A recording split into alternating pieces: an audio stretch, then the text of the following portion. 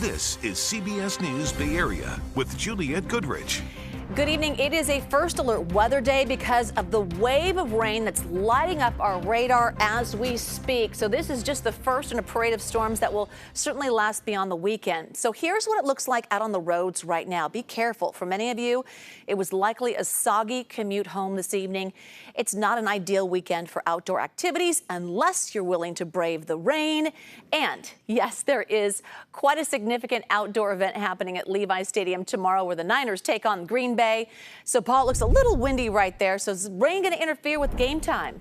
I don't think it's going to interfere with the gameplay. It may interfere with the fan and tailgating experience. Let's take a look at what's on the radar right now. We do have light to moderate rain across much of the Bay Area, but also some dry patches beginning to show up. The rain isn't as widespread as it was even a couple of hours ago. Still seeing some moderate to even heavy downpours for much of the North Bay, but there are some gaps in between those heavier downpours here and there. More rain making its way through Marin County right now towards San Rafael. Then a bit of a break in San Francisco being replaced by more light shower activity that's making its way in from the coast. Some moderate rain just off the coast that's going to be moving in, but breaking the action farther down the peninsula and into the Santa Cruz Mountains. There is more shower activity straight to the south towards the bottom of the monitor, indicating that the break in the Santa Cruz Mountains isn't going to last a whole lot longer, but in general, we'll see the gaps in between the showers becoming more prevalent. The showers become fewer and farther between as we head through the rest of this evening and into tonight. But even when our rain chances are at their lowest, they're not going to be zero at any point over the weekend. Spotty showers, be ready to adjust any outdoor plans. In fact, just have an indoor alternative ready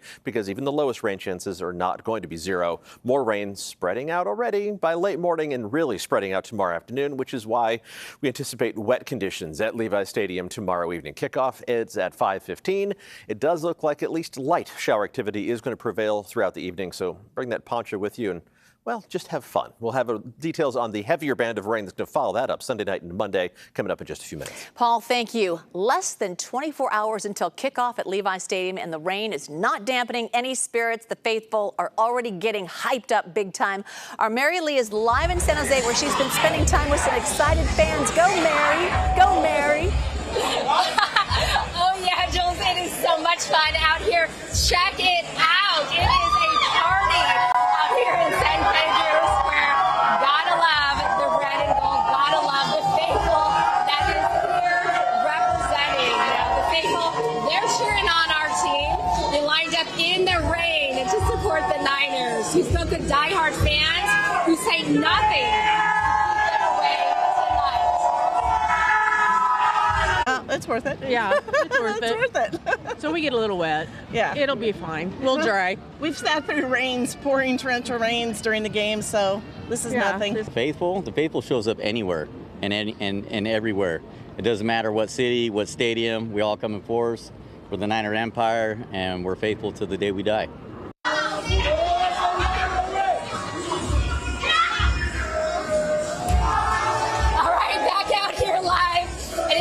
Fun to be out here. You know, former 49ers player Frank Gore is also here tonight meeting fans.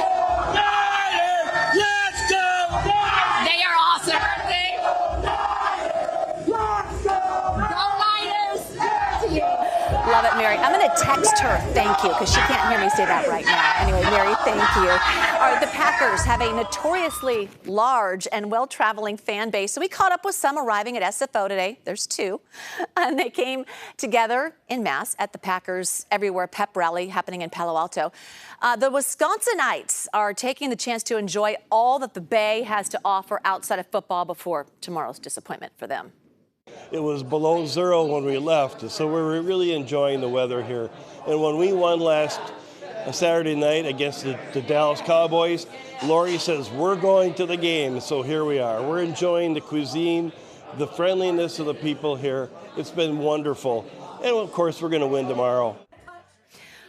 Okay, well, no surprise, each fan base seems very confident that their squad will win. So certainly stay tuned for the Red and Gold Report. Matt Lively is going to join us with a preview of the big game in just a few minutes.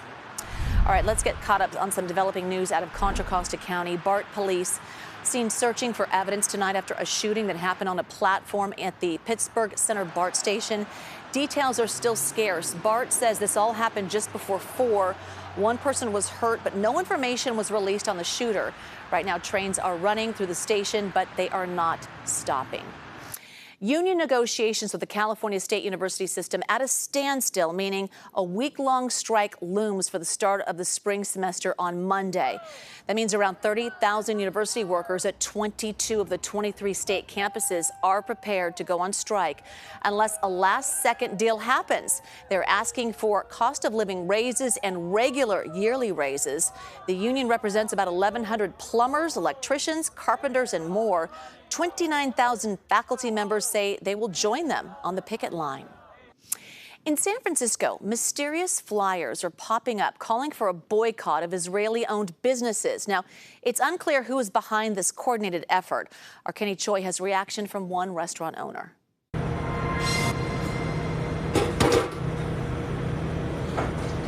Randall Connor arrived at work at Oren's Hummus in San Francisco to find graffiti spray painted on the sidewalk in front of their storefront. I was absolutely shocked, definitely shocked. It reads, "Do you condemn your hummus?" Posters plastered on nearly every street pole on the block called for the boycott of 6 quote-unquote Zionist businesses, including Oren's Hummus and Hummus Bodega, claiming they're part of an ongoing colonial campaign of stealing, appropriating, and profiting of traditional Palestinian food and culture to erase Palestinian existence. We have not experienced any type of confrontations or interactions with anybody for either side. It is Palestinian food that is being rebranded as Israeli food.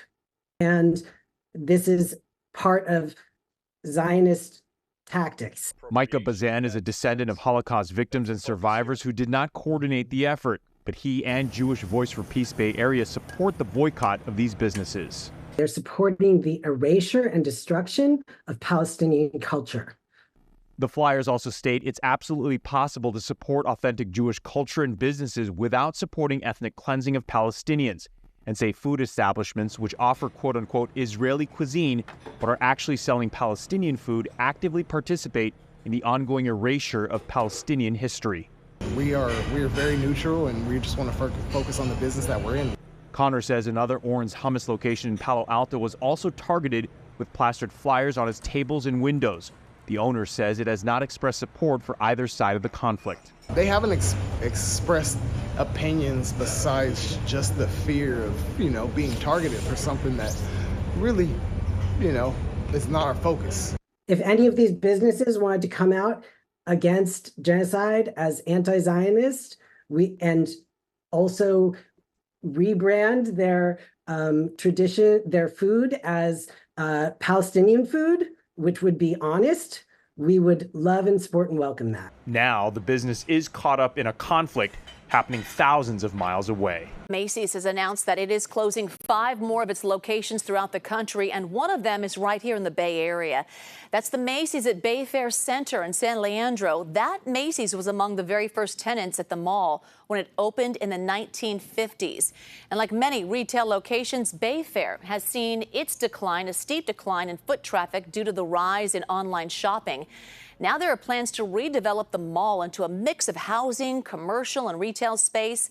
The Macys location is expected to close in March or April. Between here and there, the store will be offering steep discounts as it clears out all of its inventory. So we first told you about the Innocence Project taking up Scott Peterson's case yesterday. And now one of the former jurors in the murder trial is weighing in. The Innocence Project works to exonerate wrongfully convicted prisoners. Well, the group has not revealed exactly what new evidence they have, but it may have something to do with a burned-out van. Court filings by the Innocence Project center around the burglary near the Peterson home at the time of Lacey's disappearance. They also mention a related van fire alleging blood evidence was collected from the van at the time. If they have new evidence, I hope they take a good look at it. I don't want to see Scott Peterson in prison for something he didn't do. Of course, you got a long way to go to convince me that he wasn't guilty, because I spent 5.5 months in a courtroom listening to testimony, looking at evidence. Peterson was convicted in 2004 for the murder of his pregnant wife, Lacey, and their unborn son, Connor. Peterson was having an affair at the time. Prosecutors say Peterson killed Lacey and then dumped her body into the San Francisco Bay.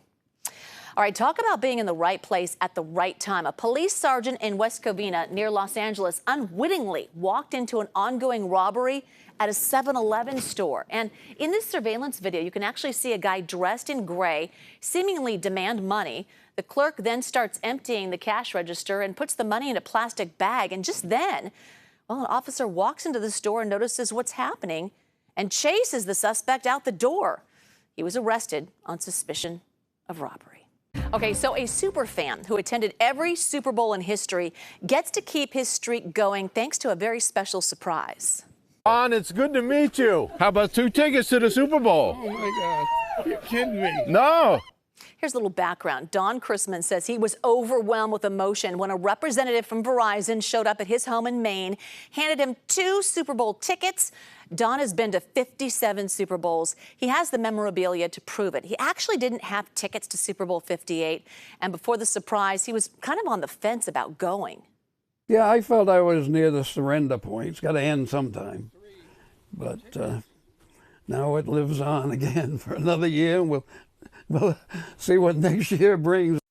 Aw, he's going to Vegas. Fun fact, Don paid just $12 for his first Super Bowl ticket way back when. So, hey, you don't need a ticket for Super Bowl 58 in Las Vegas, because guess what? You can watch the game right here on KPIX. Also streaming on Paramount Plus on February 11th. We've got 2 more games to go. Niners can do it. Looking forward to this weekend. Stay safe out there in the rain. We'll have more coverage throughout the evening. You can watch the news continuing at 8 o'clock on PIX Plus or 44 Cable 12. See you right back here at 11 o'clock. Go Niners!